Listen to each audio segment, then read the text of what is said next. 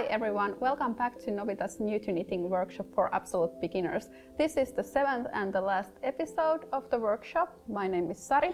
My name is Markus, and if you stay with us from the start, you're about to finish your hat. You're about to graduate as a knitter. Fantastic. Yeah, I have already finished all my decreases, so I have 3 stitches on each needle. Cool. And this is where I will stop the knitting. So I put already down the last needle. And I have my sewing needle over here, and this is the tricky part, to get this chunky yarn through the small hole on the needle. No, not that hard. Not that hard. Okay, what happens next? Yeah, I will start pulling the yarn through the live stitches. So I will use the needle. Wait, what does live stitches mean? Live stitch is a stitch that is still on the needle. Right. So it's still like live. Yeah, it's live, yeah. Yeah. You haven't finished it in any way. No. No. This is not a bind-off edge. You might have heard about casting off or binding off stitches. This is not a real bind-off edge, but I'm just pulling the yarn through all the remaining stitches and taking out the needles as they become free. Just going through the same direction that I was working while I was knitting. And 2 more needles left. I'll try to be quick. Mm-hmm. Go through them. And the last one. Here we go. There we are. And now I have all the stitches on this piece of yarn. So I will start pulling and tightening the gap on top of the hat. And pulling it really tight. And there it is. Oh, it's finished. Yeah. There's your hat. Yeah. What should I do with this one? Well, this is decision time, really. Now comes the decision. Because of course you can't leave it like this. You have to sew it in on one side or the other. So if you want to leave it like this, you'd fasten the extra yarn on the wrong side over here.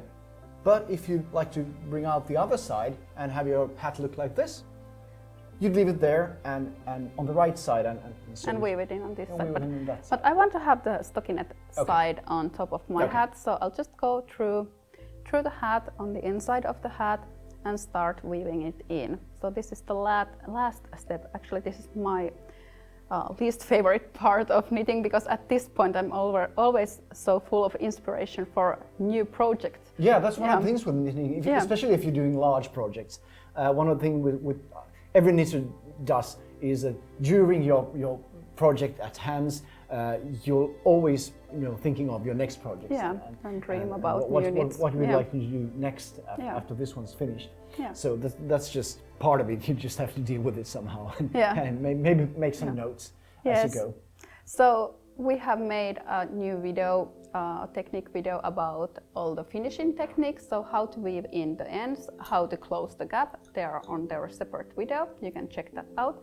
But for me, when I started to knit, this was actually the hardest part for me. Why doesn't my knitting look the same as it looks on the photos? So why does this look like really nice and smooth, and mine is quite messy? It's not the same. No. So it's not about you, because you knitted this one as well. Yeah, right? I made both of them. So it's not about that. No, it's not that. Yeah, you have to learn how to block your knits. Yeah. Would you like to tell us more about that? Yeah, blocking is a whole science if you really go to the bottom of it. But what it's about moistening the garment in one way or another, and that way also shaping the knitting.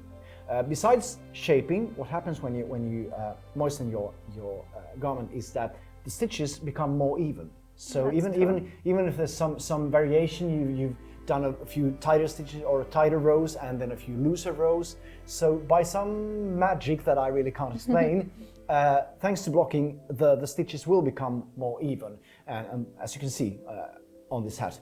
But especially when you're making larger pieces, say sweaters or so, you really need to block just to make them the right size. Yeah, and right shape as well. Yeah.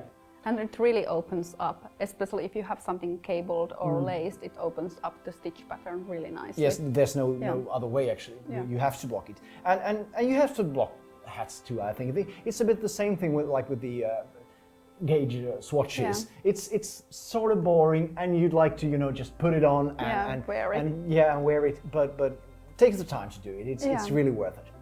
You can either use an iron with the steam function and go over the whole hat, or another way is to spray some water mist on the hat and lay it out on a flat surface and just smooth it with your hand. You can personalize your hat by making a pom-pom or tassels if you want.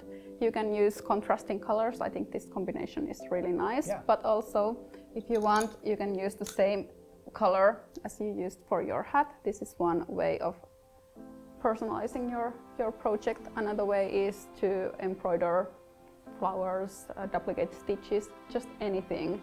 Yeah. Or just start with your next hat Yeah. in some other design. Okay, but how do you take care of your woolen garments? I mean, some care is probably You needed, don't right? really need to wash anything woolen. You just put them outside to air.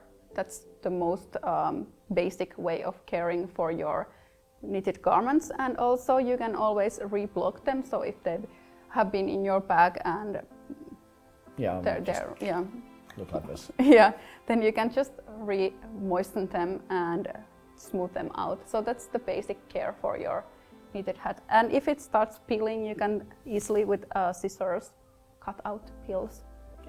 Yeah. Good. Now, that's it for the hat. You're finished, and I really hope you stayed with us. I really hope you knit your hat, and I really hope you're happy with your hat. Now, what happens next?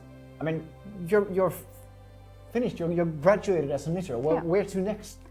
On our website at novitaknits.com we have hundreds of free knitting patterns, also very many for beginners. We have marked the beginner, so you can search only the beginner patterns for sweaters, for hats, for socks, and so on. Yeah, that's one way. And we also have a big online community of knitters. It's called Knittery, and that's on novitaknits.com as well. So please please feel welcome there as well to just join the community, look at what other knitters are doing, and get inspired. That's a big part of this whole hobby. And now you can order a starter kit for your friend to get your friends knitting as well, because this is so much more fun when you have company. Yeah, so spread the word, and thank you for watching all these episodes. Hope you have a wonderful time knitting. Thank you, bye.